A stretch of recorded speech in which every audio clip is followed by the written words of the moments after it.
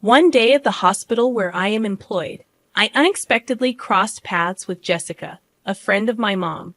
With a surprised tone, she questioned my presence, stating that I seemed completely out of place. She warned me that if I came seeking a job, I wouldn't find one, instructing me to go back home. Jessica's unexpected comment left the surrounding doctors in a state of frozen uncertainty. I couldn't fathom what she was implying, hoping it wouldn't escalate into a serious matter that might already be too late to rectify. It appeared Jessica hadn't grasped that making an enemy out of me wasn't wise. However, silence was no longer an option. Addressing Jessica directly, I couldn't help but wonder if she was fearless or simply clueless. With a perplexed look, as if she didn't comprehend the meaning at all, she responded, "Ha. What are you talking about? Let me introduce myself.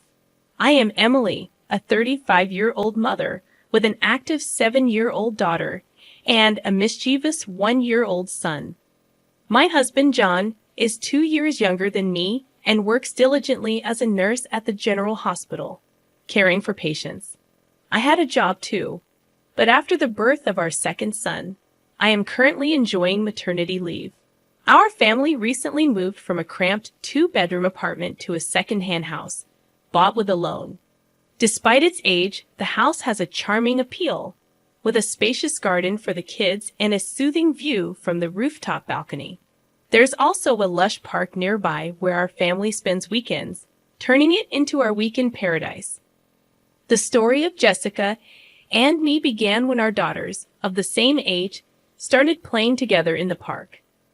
Jessica, a surgeon at the same hospital where John works, wore designer clothes, and her daughter followed suit in renowned brands. Excited by the coincidence, she expressed a desire to meet my husband, leading to a planned tea gathering at our house. However, upon Jessica's arrival, she displayed blatant rudeness, appraising our belongings and questioning the history of our house. Her impertinent remarks continued during tea, questioning John's choice of being a nurse and suggesting financial instability. Each word cut deep, leaving us at a loss for words. After she left, I apologized sincerely to John for the uncomfortable experience. Concerned, I contemplated keeping some distance from Jessica in the future. John reassured me with a warm smile, suggesting that while it's good to make connections with neighborhood moms, it might be best not to get too involved with Jessica. As time passed, our family experienced new changes. After giving birth to our second son and celebrating his first birthday, I contemplated returning to work. With John's parents providing support with the kids, I found myself with some spare time at the hospital where my husband works, enjoying a hot coffee at the hospital cafe. I'd heard a familiar voice from behind. It was Jessica. "Oh my, isn't that Emily? It's been such a long time." "Hello, Jessica. How have you been?" "Good. What brings you here today? Are you here to see John?" I inquired. "Yes, just some errands. Maybe a job interview or something. It must be tough on just John's income, right?" Her words dripped with sarcasm, and she grinned smugly. Wanting to avoid a troublesome conversation, I responded lightly, "Well, something like that."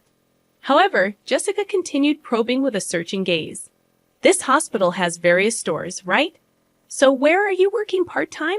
At the convenience store? Or maybe the restaurant?"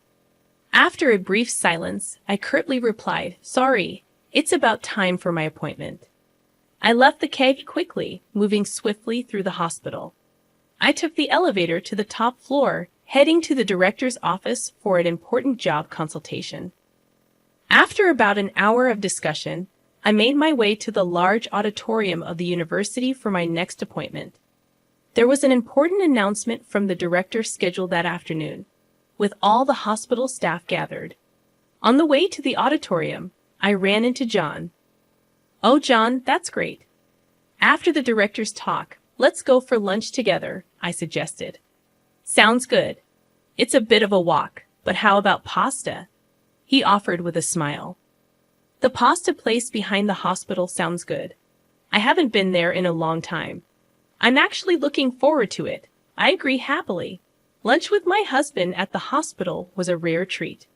In the hallway to the auditorium, I ran into several doctors, engaging in brief conversations while exchanging greetings. John moved ahead quickly, and I followed at a leisurely pace toward the passageway leading to the auditorium. Along the way, I happened to meet some colleague doctors. "Emily, it's really been a while, and I heard you had a child." "Congratulations from the bottom of my heart." Warm words of congratulations were exchanged. Another doctor joined in. "Emily, you were such a big help here. We've been in quite a stir since you left," he said with a laugh, hinting at the struggles. Then, another one asked with interest, "Is your return imminent?" Despite such inquiries, the reunion was comforting, filled with nostalgia and relief to see my colleagues well.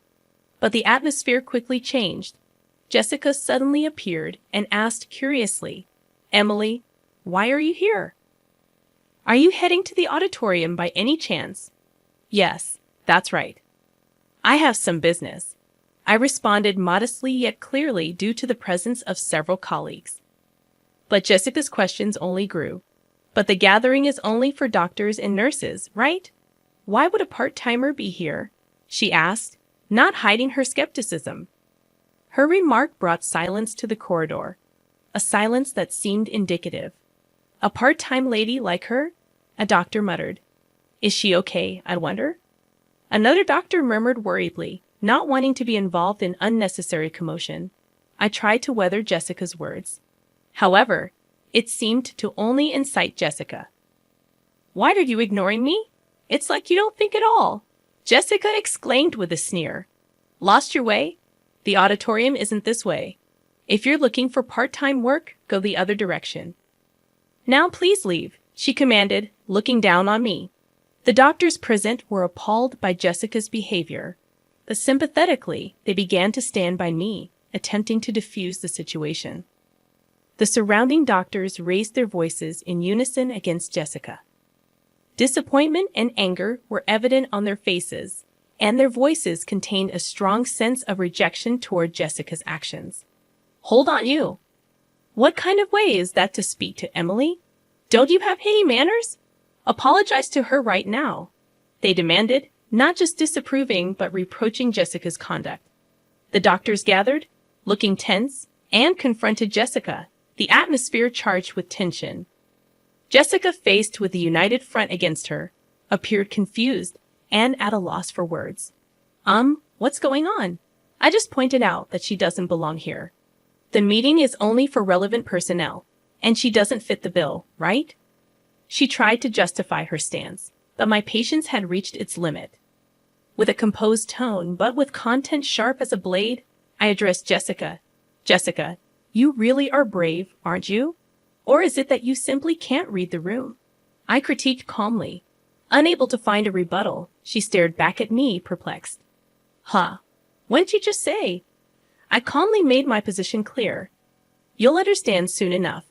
The actions you took against me and your careless remarks, the serious consequences they could bring." The doctors present showed no sympathy for Jessica. "Look, your future is now utterly uncertain," they said cuttingly. "You might want to start looking for another job while you still can." They nodded earnestly to each other. Clearly cornered, Jessica was still unable to hide her panic and anger. "So why on earth are all of you defending this non-regular employee so much? I don't understand why you rate her so highly," she raised her voice. The conversation among the doctors echoed in the hallway. "Are you the new surgical specialist?" One doctor inquired. "So that's why you don't know Emily? That's quite pitiful," while another added, "Jessica," with anger on her face and indignation in her tone, retorted, "Can you explain what you mean by that?" Her anger stemmed from the belief that judging people by their professional standing, regardless of their duties as a doctor, was against human dignity. The fact that someone with such values was in our workplace was deeply shocking to me, and I couldn't help but feel distrustful. Jessica seemed unaware, but in fact, I was the very person she should respect the most.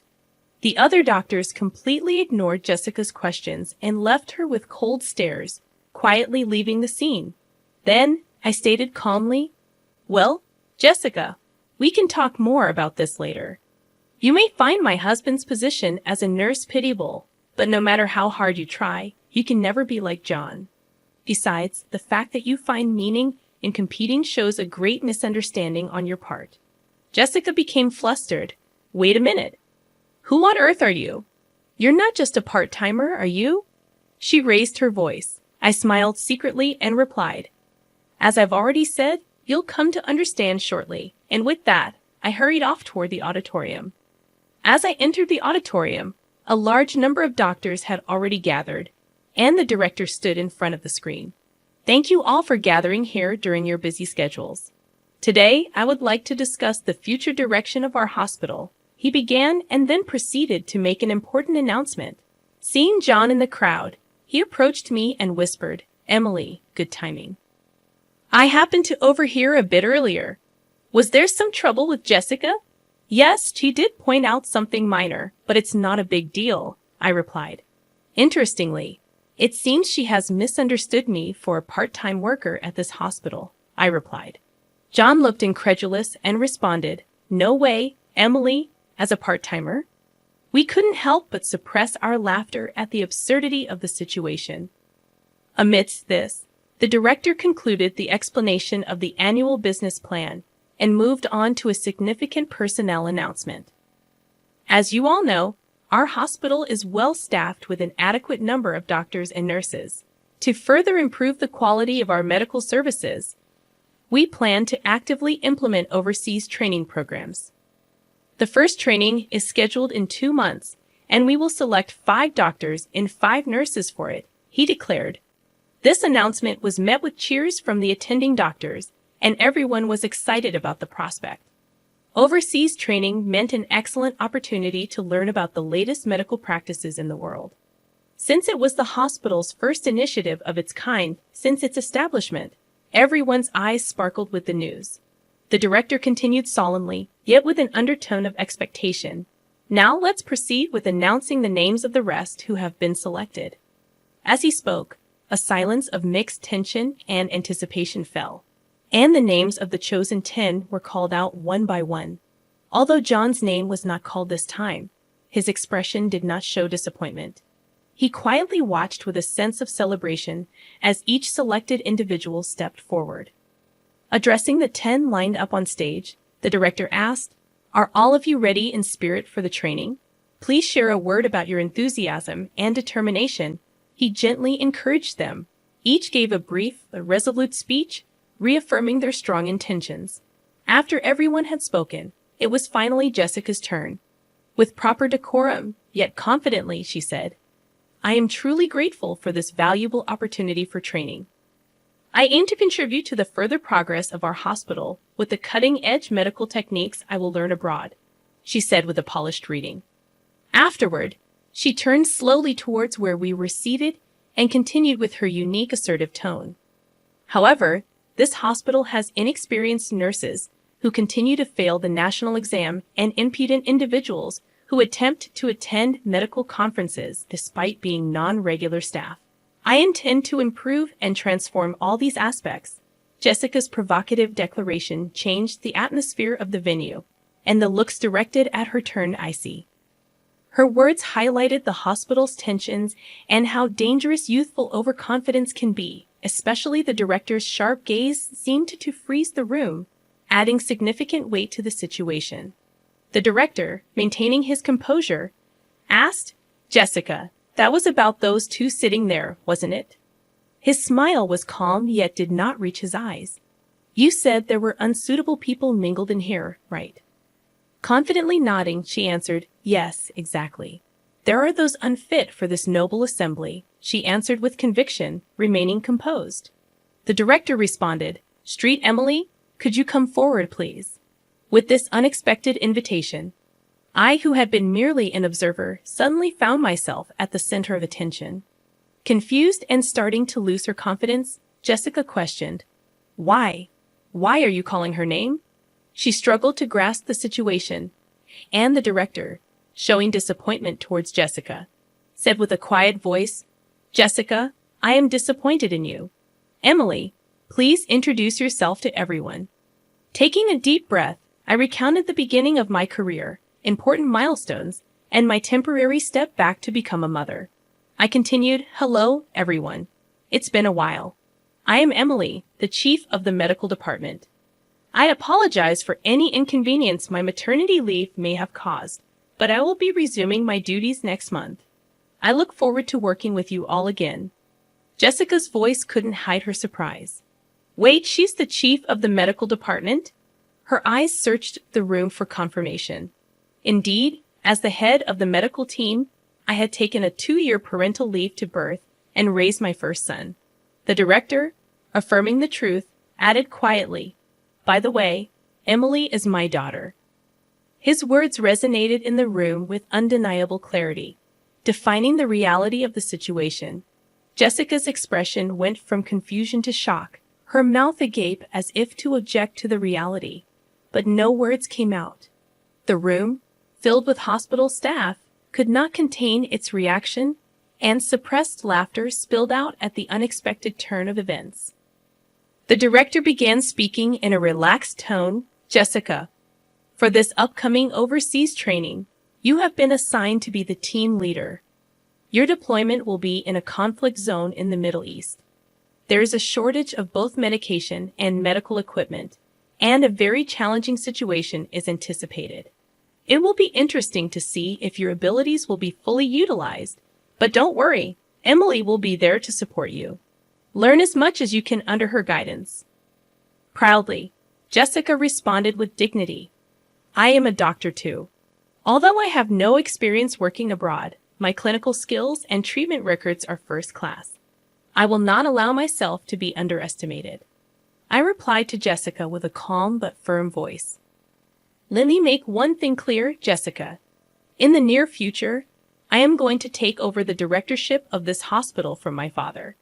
Do you understand the weight of this fact?" Jessica's expression stiffened, and seeing this, I continued, "Yes, it seems you understand. Well, depending on my decision, your future in this hospital may be affected." Jessica could no longer hide her agitation, and I calmly added, "I haven't heard such a thing." Jan intervened, calmly adding his words, "Jessica, we had not informed you about that matter beforehand. Your disrespectful attitude towards Emily may well be something you deeply regret in the future." Towards the end of the meeting, the director stated firmly, "Please, everyone, a bit of silence. Jessica, in the discussions here, in the end, results are everything. No matter how excellent you may be, that is just one aspect. What's important is the results you can achieve in this hospital, and on that front, I have great expectations of you." Jessica fell silent at the director's words, bowed her head, and nodded without saying anything. The director concluded with that, today's meeting is adjourned." As his words ended, everyone in the auditorium stood up and returned to their respective places. Stepping out of the director's office leisurely, I casually said, "Shall we go for lunch? I've got a craving for pasta today." Side by side with John, I started walking towards our favorite pasta place in the backyard, leaving the hospital building behind. As we were about to pass the small smoking area set up behind the hospital, I spotted Jessica, who appeared to be deep in thought, taking a drag of her cigarette. The moment our eyes met, Jessica awkwardly looked away. At that instant, a sudden event caught our attention. A loud crash sounded, and right before our eyes, a car had rear-ended another in an accident. Jan and I sprang into action immediately. The area was nearly deserted, so it was crucial for us to move quickly to help. "Are you okay?" John called out with concern and quickly checked on the people involved in the accident. One was the driver in the car that was hit, and the other was a pedestrian who happened to be walking by. Jessica also rushed to the accident scene, following us, but seemed overwhelmed by the chaos. Acting on her medical instincts, I began to give directions. "John, quickly get that man into a safe position and check his pulse." Jan moved promptly, following my instructions and beginning his actions. As an emergency nurse, John had been granted special opportunities to accumulate frontline medical experience, including attending surgeries conducted by me. I had trained him rigorously, and he had developed exceptional practical skills. I then directed Jessica with calm and clarity. Jessica, check if that elderly person is bleeding and assess their level of consciousness. However, Jessica seemed paralyzed by the seriousness of the situation, standing still without moving. My voice grew firmer as I insisted. Jessica, do you understand what I'm saying? Please respond quickly. Her voice had a hint of tension as Jessica replied, yes. What should I do? Her panic was evident, and instead of helping, it seemed to add to the confusion at the scene. I rebuked Jessica firmly yet patiently. Don't you know what to do in an emergency? I doubt you're even a surgeon. Jessica responded with an attitude that could be perceived as anger, saying, That's not true. There's nothing I can't do. However, her actions, though active, clearly lacked effective measures, and she was just bustling about the scene. I then looked to John. John, could you measure that elderly person's blood pressure and make sure there's no bleeding? I gave the orders with composure. John promptly replied, Understood, and began to prepare for controlling the situation. The accident scene began to regain some order with a swift response from me and Jan. John spoke to Jessica with an unusual sternness. Jessica, come over here and help, he directed. Jessica complained. What do you mean? A nurse asking for such a thing? But John cut her off. This is no place for someone who can't do anything. If you're not going to be of help in this critical moment where lives are at stake, please step back, he said decisively. Jessica was at a loss for words and stepped back from the scene silently. John reviewed the situation and reported to me, The vitals are stable, but there might be internal damage. We should conduct a thorough examination as soon as possible. As professionals, they demonstrated readiness to collaborate with other medical staff around them, doing their best for the patients. I directed the response with a steady demeanor. Let's begin the procedures then. The driver over there seems to be disoriented, but I don't see any serious symptoms. Let's move him out of here. I then turned to Jessica. Could you please call an ambulance on your cell phone? Despite my words, Jessica stood frozen, unable to move. I addressed Jessica with suspicion. Jessica, I'm speaking to you. Do you hear me? Jessica seemed confused, hesitatingly murmuring, what's the number for the ambulance again? Jan intervened. Just give me that phone. He stepped in and took over, arranging for the ambulance. About 5 minutes later, police and fire department personnel arrived, and the once chaotic accident scene started to be sorted out gradually. People gathered, including doctors, department heads, medical students, and even professors. But without being disturbed by this, I spoke to Jessica with calm and stern emphasis on the gravity of the situation.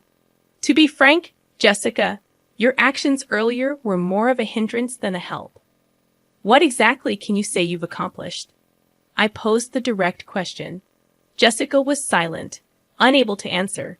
In the medical field, every minute, every second can determine the outcome. This is not a place to protect your ego.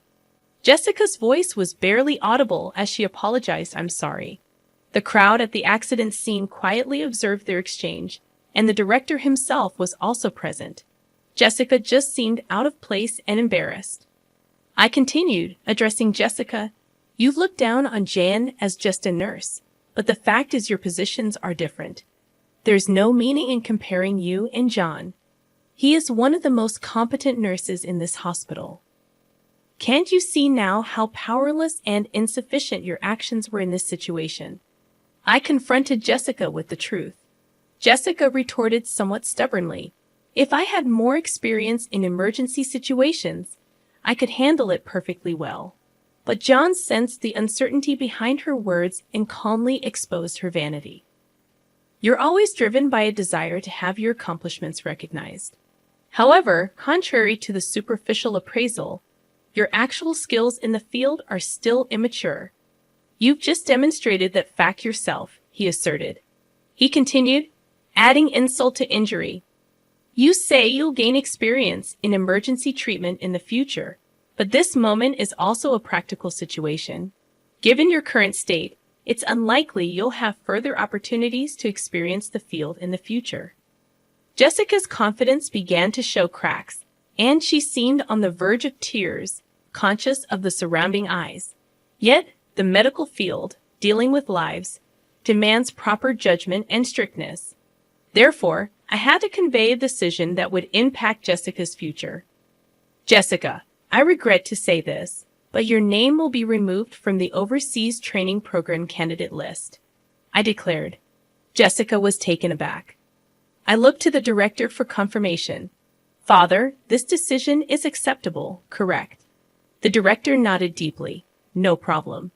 This incident has given me a clear understanding of her. We have always selected trainees based on their grades, but it may be necessary to reconsider our selection system in light of this. His quiet but firm response marked a moment that signified a complete defeat for Jessica. With a calm but resolute voice, I advised Jessica, it's important for you to relearn from the basics.